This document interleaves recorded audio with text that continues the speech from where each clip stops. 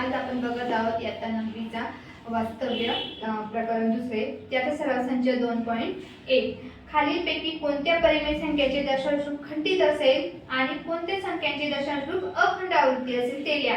आता आपल्याला खंडित आणि अखंडित असे दोन प्रकार बघायचे। तर बघा खालीलपैकी कोणत्या परिमेय संख्येचे दशांश रूप खंडित असेल आणि कोणत्या संख्येचे दशांश रूप अखंड आवृत्ती असेल ते लिहा। पहिला प्रश्न आहे 13/5 म्हणजे छेद हा 5 आणि 13 ला भागायचा आहे। मग 5 1 5 5 2 10 13 तू 10 गेले 3 मग इथे 0 पॉइंट घेतला मग खाली 0 आला मग 5 6 30 मग 3 7 30 गेले 0 म्हणजे आपलं उत्तर काय आलं 2.7। जिथे 0 आला म्हणजे तिथे भागाकार संपला म्हणजे ते काय आहे खंडित आहे। 13/5 या संख्येचे दशांश रूप काय आहे खंडित आवृत्ती आहे। जिथे 0 होईल तिथे उदाहरण आपला भागाकार पूर्ण होतो। आता क्वेश्चन दुसऱ्यामध्ये काय 2 भागिले 11 आता आपल्याला 11 आणि 2 ला भागायचे मग 11 0 0 0 मग 2 आतून 0 गेला 2 मग इथे पॉइंट घेतला इथे 0 आला मग इथे झाले 20 मग 11 1 11 20 आतून 11 गेले 9 परत आपण 0 घेतला 90 झाले 11 8 88 90 मधून 88 गेले 2 मग परत 0 घेतला परत 20 आले मग 11 1 11 20 11 गेले 9 20 11 गेले परत 9 आले परत 11 8 88 म्हणजे आता हा भागाकार चालूच राहणार आहे। तो अखंड भागाकार आहे 1 8 1 8 अशी ही संख्या चालूच राहणार आहे म्हणजे तो अखंड भागाकार आहे। म्हणून 2/11 ह्या संख्येचे दशांश रूप अखंड आवृत्ती आहे म्हणजे 2/11 बरोबर 0.1818 असं त्याचं दशांश रूप आलं। त्यातला तिसरा बघा 29/16 16 ने आपल्याला 29 ला भागायचं आहे मग 16 1 16 16 2 32 येतं मग आपण 16 1 16 मग 29 मधून 16 गेले खाली किती उरले 16 मधून 29 गेले 13 उरले मग आपण काय घेतला पॉइंट घेतला 0 घेतला 16 च्या टेबल मध्ये 13 येतो का नाही येत मग आपण पॉइंट घेऊन 0 घेतला मग 16 8 28 असेल मग 128 मधून 130 वजा केले तर उरले 2 आपण परत 0 घेतला 16 1 16 20 मधून 16 गेले 4 उरले परत 0 घेतला 40 झाले 16 1 16 16 2 32 40 मधून 32 गेले 8 उरले परत 0 घेतला 80 झाले म्हणजे 16 5 80 16 5 80 म्हणजे 0 आला खाली किती आले बाकी 0 आला म्हणजे आपला भागाकार पूर्ण झाला म्हणजे ही संख्या काय आहे खंडित आहे। 29/16 ह्या संख्येचे दशांश रूप खंडित आवृत्ती आहे म्हणजे त्याचं उत्तर काय आलं 1.8125 अशा प्रकारे 29/16 चा दशांश रूप हे आलेलं आहे। जिथे 0 आहे तिथे भागाकार कंप्लीट होतो। आता आपण त्यातलाच चौथा बघत आहोत त्यातच आपण 17/125 बघत आहोत। आता 125 ने 17 ला भागायचं आहे मग आता पहिले आपण काय घेणार 0 कारण 125 ने 17 ला आपण भागू शकत नाही आणि भाग पण जाणार नाही मग 0 घेतला 17 चा 0 गेला 17 मग पॉइंट घेतला परत 0 घेतला म्हणजे किती संख्या झाली 170 मग 125 1 125 170 मध्ये 125 गेले किती उरले 45 परत आपण 0 घेतला मग किती झाले 450 मग 125 च्या टेबल मध्ये 3 नंबरला 375 येते आणि 125 चा टेबल बनवून पाडा बनवून घ्यायचा मग 450 मधनं 375 गेले खाली उरले 75 मग खाली किती उरले 75 उरले आपण परत 0 घेतला तर 125 750 मग 750 मध्ये 750 गेले किती उरले 0 म्हणजे इथे भागाकार आपला पूर्ण झालेला आहे म्हणजे याचे दशांश रूप खंडित आहे। पाचवा 11/6 6 आणि 11 ला भागायचे मग 6 1 6 11 तून 6 गेले 5 0 घेतला इथे आला पॉइंट घेतला इथे आला 0 50 मग 6 8 48 50 मधून 48 गेले 2 मग इथे परत 0 घेतला किती झाले 20 मग 6 1 12 7 1 18 7 18 गेले परत 2 आले परत आपण 0 घेतला परत 20 झाले परत 7 1 18 म्हणजे आता हा भागाकार चालूच राहणार आहे। हा अखंड भागाकार आहे म्हणून हा कंटिन्यू चालूच राहणार आहे म्हणून आपण इथे स्टॉप करून काय करतो 11/6 चे दशांश रूप ही अखंड आवृत्ती आहे म्हणजे 11/6 चे दशांश रूप काय आले 1.833 अशी त्याची दशांश रूप आलेला आहे। आता आपण त्यातला बघणार दुसरा प्रश्न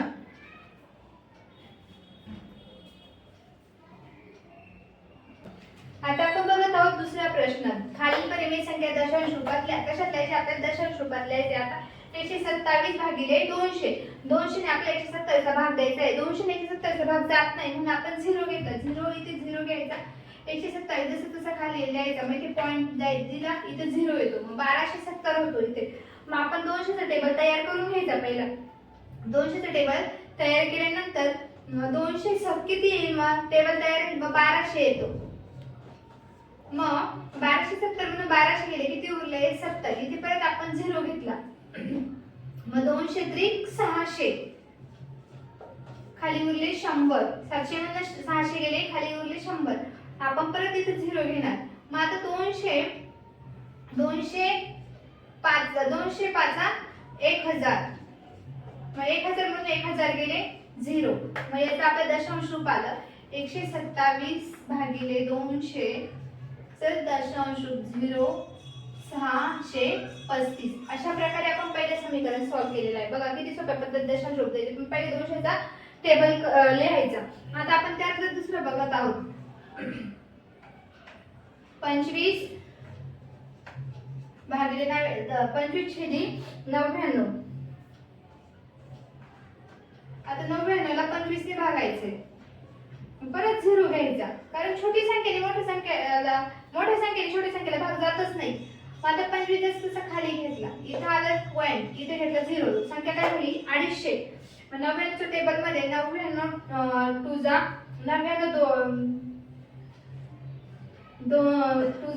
198.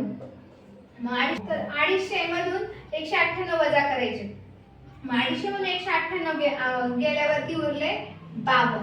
मग आता आपण परत 0 घेणार. काय घेणार? 0 घेणार. मग 99 टेबल मध्ये 5 नंबरला आता 520 पेक्षा लहान संख्या बघायची. तर मग 99 टेबल मध्ये 5 नंबरला 495 येतो. काय येतो? 495. तर उत्तर येतं आपलं 25. म्हणजे आता आपण हे करतच राहू, याचा भागाकार चालूच राहणार आहे. मग आपण याचं 25 छेदी 99 याचं दशांश रूप आलं 0.25. काय आलं? 0.25. बघा देत राहील तर आपल्या ते भागाकार अखंड चालूच राहणार आहे. म्हणून आपण काय घेतलं? दशांश रूप देऊन घेतलं. मग आता तिसरं बघा काय? 23 छेदी 7. 23 छेदी 7. आता 7 ने 23 ला भागायचे. 7 × 7 14, 7 × 3 21.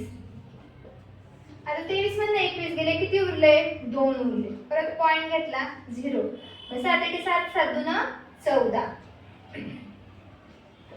20 मधून 14 गेले, किती उरले? 6 उरले. परत 0 घेतला. मग 7 × 14 7 × 20 7 × 28 7 × 32 7 × 42 7 × 8 56. मग 7 × 8 किती घेतलं? 56 घेतलं. मग 60 मधून 56 गेले, किती उरले? 4 उरले. परत 0 घेतला. मग 7 × 7 49. 7 × 8 56.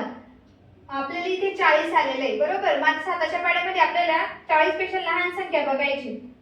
7 × 5 35.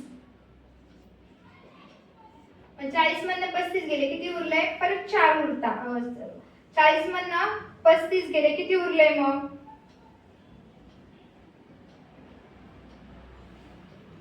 बंद कर दे. 40 मधनं 35 गेले, किती उरले? 5. परत आपण 0 घेतला. मग 7 × 7 49. किती उरला? 1 उरला, बरोबर की नाही? 1 उरला. म्हणजे आपलं काय? आता हे भागाकारचं आपण देतच राहणार. मग आता आपण परत 0 घेतला. मग 0 घेतला. मग आता 7 × 1 7. किती उरले? 7 × 1 7. मग 7 10 7 गेले, किती उरले? 3 उरले. किती उरले? 3 उरले. परत आपण 0 घेतला. काय घेतला? 0 घेतला. किती झाले? 30 झाले. परत मग 7 × 1 7 14 7 × 21 7 × 28. किती उरले?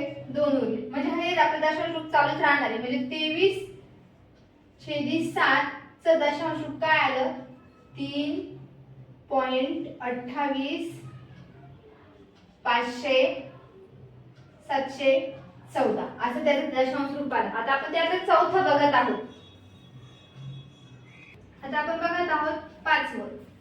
आता 5 ने 4 ला भाग जाईल का? नाही. म्हणून आपण 0 घेतला, 4 खाली घेतला, इथे लिहिला पॉइंट, इथे घेतला मग 0. मग 5च्या टेबल मध्ये किती नंबरला 40 येतो का? मग 5 8 हे 40. 40 मधले 40 गेले, किती उरले? 0. मग आता याला दशांश रूप काय आलं? 0.88. आता आपण शेवटचं बघत आहोत 6वं. 17/8. 17/8 बघत आहोत आपण. मग आता बघा इथे लिहिलं आपण 8. मग 17 8 1 8 8 2 16. खाली किती उरले? 1. इथे घेतला पॉइंट, इथे लिहिला 0. मग 7 1 7 8 1 8. किती उरले? 8 10 8 गेले, किती उरले? 2 उरले. आपण परत इथे 0 घेतला. मग 8 1 8 8 2 16. परत 8 2 16. मग आता 16 तून 20 20 तून 16 गेले, किती उरले? 4 उरले. परत 0 घेतला. मग 8 5 40. किती येतं? 8 5 40. बरोबर की नाही? म्हणजेच आपला 17/8 ला दशांश रूप काय मिळालं? 1.125. हे आपल्याला त्याचं दशांश रूप मिळालं. अशा प्रकारे आपण दशांश रूप परिमेय संख्येला दशांश रूप सोप्या पद्धतीमध्ये दिलेला आहे. आता आपण बघत आहोत प्रश्न 3. खालील परिमेय संख्या p आणि q रूपात लिहा. पहिला काय दिले? 0 दशांश रूप 6. x बरोबर दशांश रूप 6. हे झाले एक समीकरण, म्हणजे पहिलं समीकरण.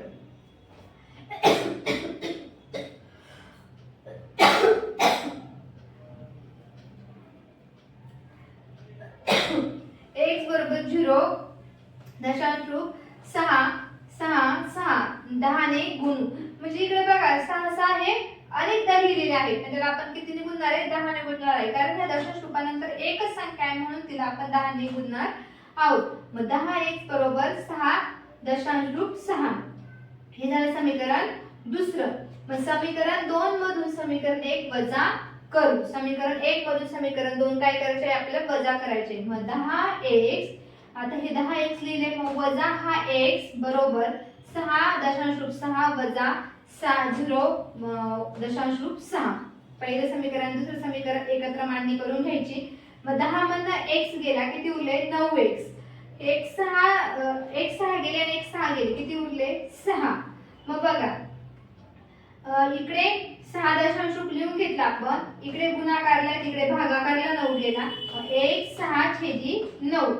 मग 1 3 1 3 3 2 6 आणि 3 3 9. म्हणून किती आलं? 2/3. मग 1 ची किंमत किती आली? 2/3.